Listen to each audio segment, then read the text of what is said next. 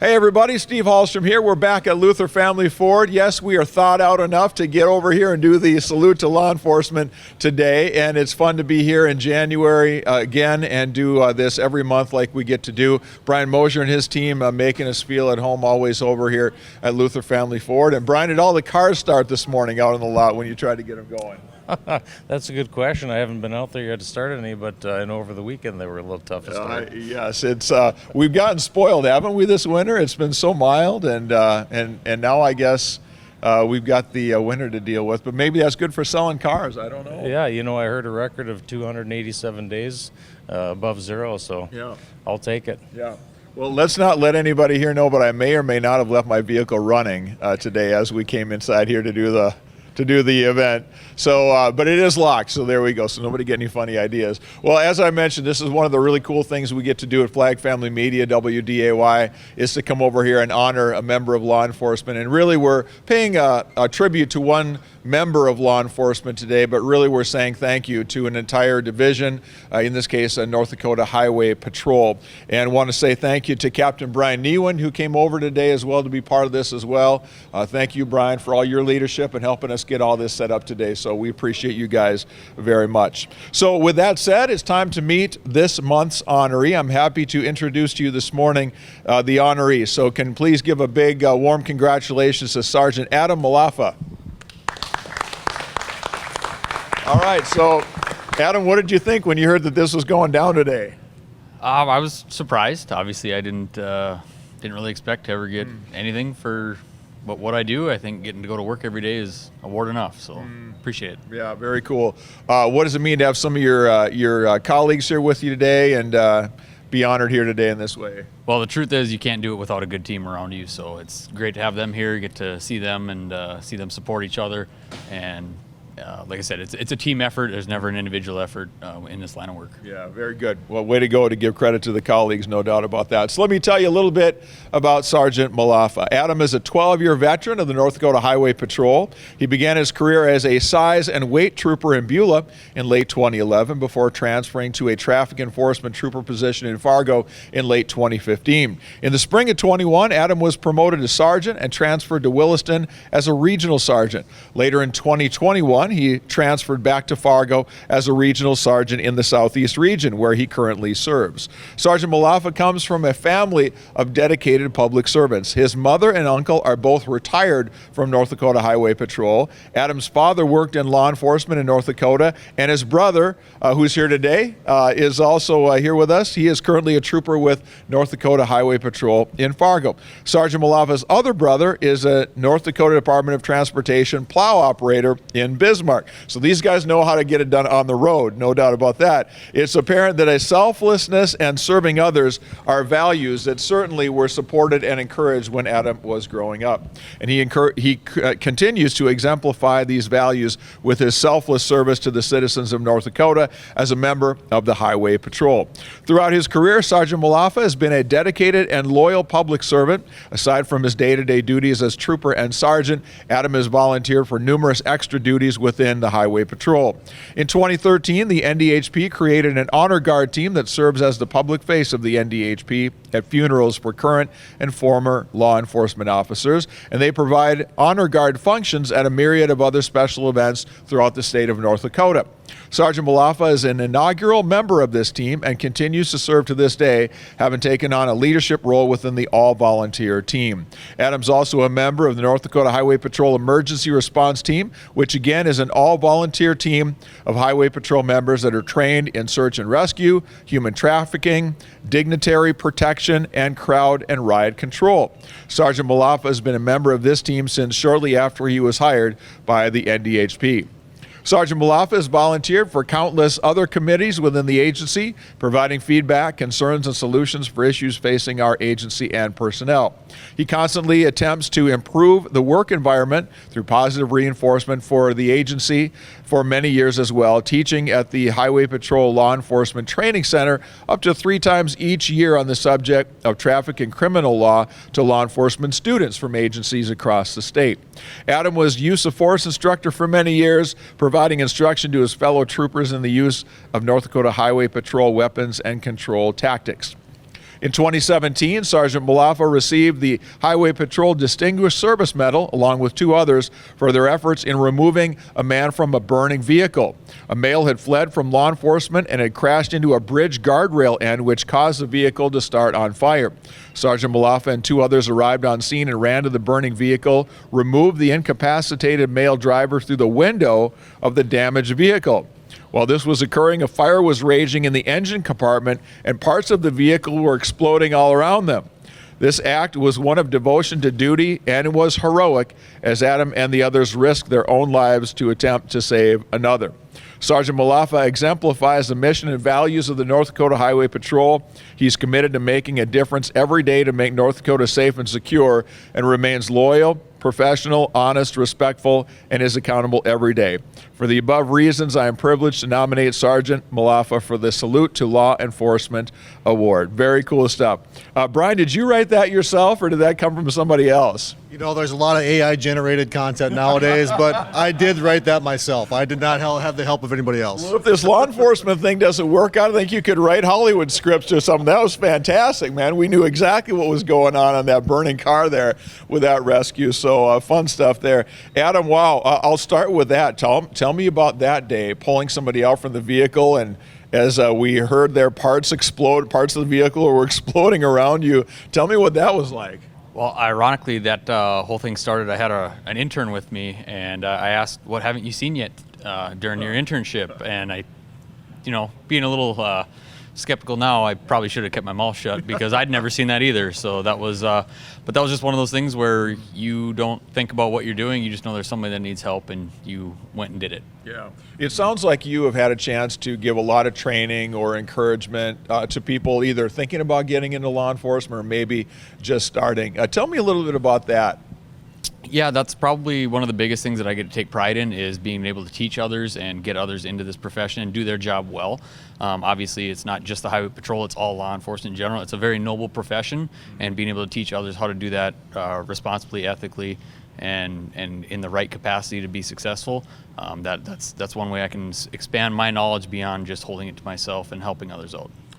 What do you tell people when they're thinking about getting into this line of work, when you have to say, okay, look, there's a lot of stuff that sounds really cool. Maybe it's not always as glamorous as you think, but what's that like, and how does that message go? Well, nobody likes doing paperwork, right? But what I get to say is that you look outside when it's a busy winter day, you never know what's going to happen, right? I mean, there's a lot of unknowns, just like that, the incident with the fire. You never know what you're going to get into every day, and every day you have the opportunity to go out and do something and make an impact, versus, no offense to anybody that does, but, sitting in an office for 40 hours a week. Personally, I couldn't do that, but, it's that, to me, that's what keeps me going, is you never work a day if you enjoy what you're doing, and that's the way I view this job. That's why we have a team, right? You got people that do it and do it well, and probably look forward to it in a way that you wouldn't necessarily. So you've got a lot of background with the family in law enforcement. You saw it growing up. What were some of your earliest memories of seeing your mom and your uncle doing what they did? Well, actually, it was with my dad. I won't say how old I was, but I was riding with him, and we were going to a call. And I remember we were going down a county road and just driving fast to get to this. It was a domestic, I do remember that. But, as a teenager, getting to see that, and then, getting to work with him and do ride-alongs with my mom, and seeing that relationship that they got to build with other law enforcement officers. To this day, there's still officers from other agencies that, I still consider close friends, even though it might be 30 years in age gap, but we still worked the same streets and did the same job. And it's kind of a camaraderie that, I just got addicted to it at an early age. Did you always want to do this then? Yeah. Yeah, okay. So what comes next for you? Any certain roles or duties or things that you'd like to do in law enforcement that you maybe just haven't had the opportunity to yet?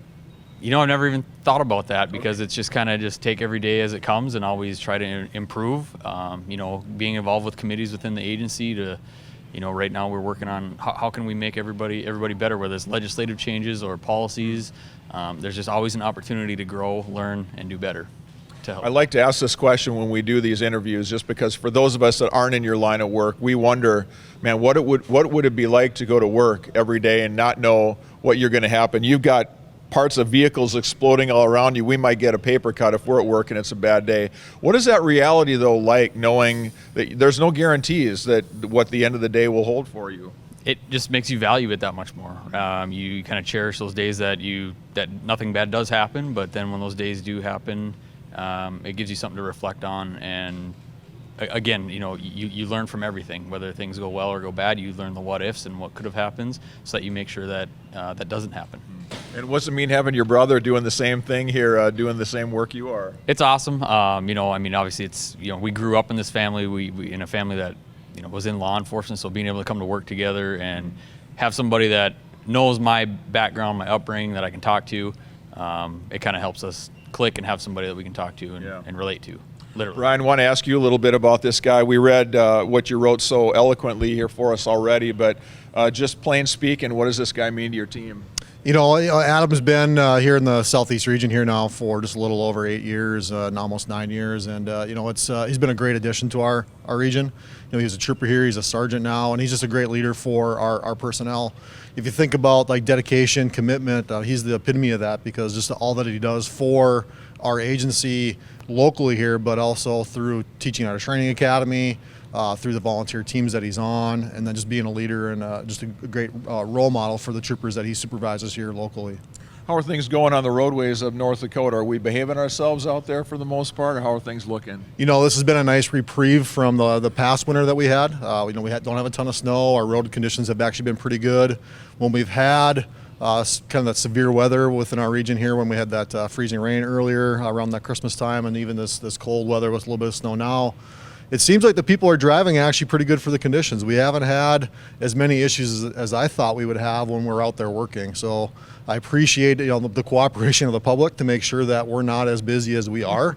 We are prepared to go out there and assist the public if they get in problems. But if they can go out there and wearing their seatbelts, they're not distracted while they're driving, they're slowing down, and not driving intoxicated, that does help us each and every day, and it keeps them safe, but it also keeps the traffic around them safe as well. I was talking with another member of law enforcement a couple of weeks ago, and he said the amount of drug incidents that we're running into on the roadways when we're pulling people over seems to be just getting more and more all the time. How have you seen that, or maybe not as much? We do see drugs. I mean, it's a common thing for us to see. And, for us, the most common drugs we're seeing are marijuana and methamphetamine still. There's a huge opioid epidemic going on.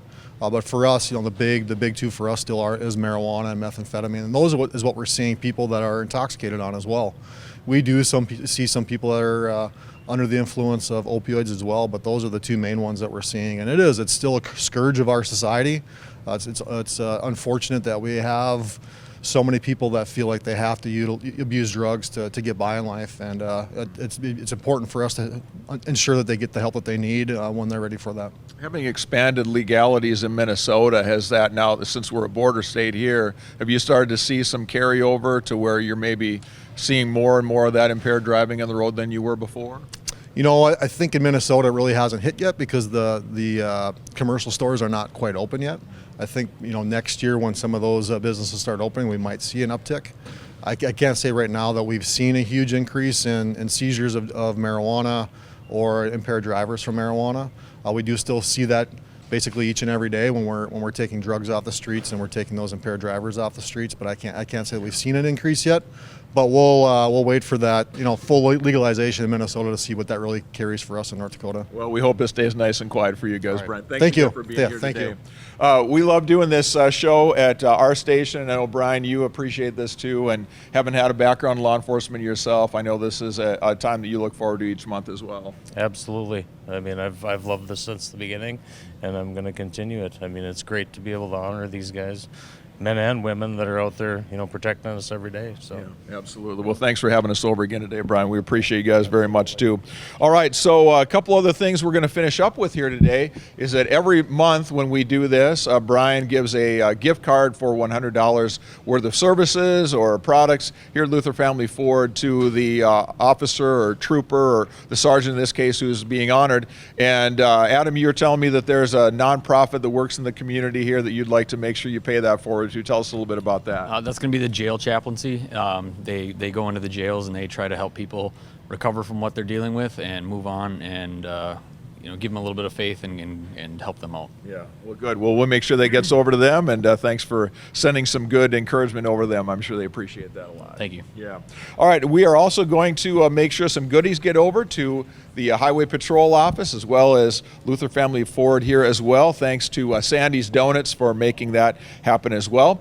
We've got all of the information with Adam on our website, am1100theflag.com. You can go on our website and find the biography for not just Adam, but all of the honorees going back to when we started this program several years ago right there. And in the days ahead, we'll be inviting Adam to appear on the Need to Know Morning Show with Kevin and Alex on AM 1100 The Flag and FM 92.3. Last thing I always like to say at our company, when law enforcement is involved and it makes the headlines, when use of force is taken, we give the benefit of the doubt to the people who are trained to protect and serve our community, and we'll always do that again. So again, thanks everybody for being here. Thanks fellow troopers for coming out today and being with us here today as well. And thanks to Adam and Brian for giving us opportunity to come over here and hang out with Brian's team. So with that, Steve Hallstrom signing off for the January Salute to Law Enforcement. We'll see you back here next time on AM1100theflag.com. All right, sounds good. I'm good. Mike, we good, sir? All right, we're all good. Thanks, guys. Appreciate you all coming out.